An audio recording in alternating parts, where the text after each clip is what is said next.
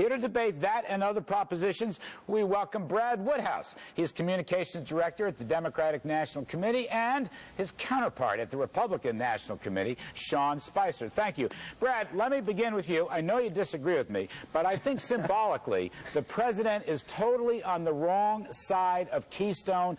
Business wants it, labor want it, motorists want it. I just think this is a gigantic political mistake that is surfacing in this Washington Post poll.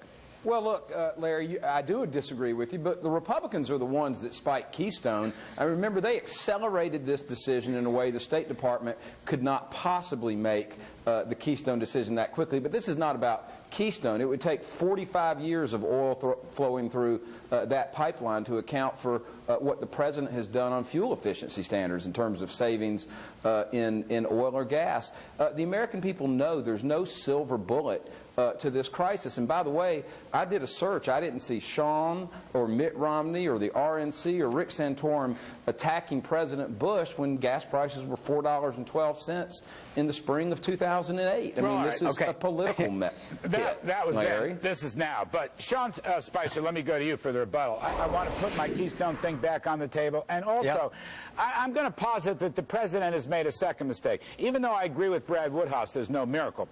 The mocking of drill, drill, drill, and the whole job-creating new developments going on in North Dakota and shale and so forth, the mocking of drill, drill, drill, as well as the blocking of Keystone, is a major political problem for the president. Sean Spicer, what's your response?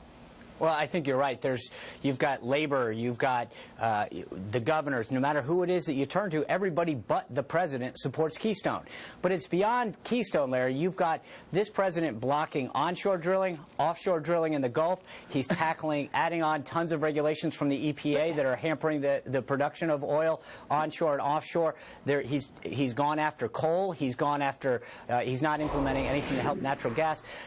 In 2008, when he was running for election. 2008, he said we have to tackle this issue.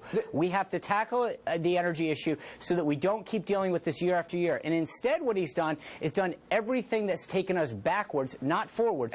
So Larry, it's not just Keystone, it's a whole host of things, Larry, that are causing this.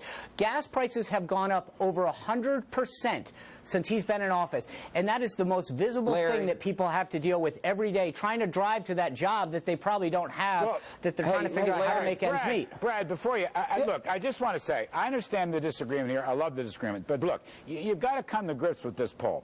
Despite the fact that job creation is getting better, okay, 2/3 disapprove of the way the president is handling rising pump prices. 59% are now giving him a negative rating on the economy. Brad Woodhouse, those are bad numbers, no matter what the precise causes are. What is your explanation, and what's going to change to turn those numbers around? Real quickly, Larry, we're not running this campaign based on one poll. When you report on the stock price or the performance of the market in a day, you don't put up one data point. You put up the data points over time. But let me say something to Sean. I'm too polite to sit here and say that Sean is lying, but he's not telling the truth about the president's record.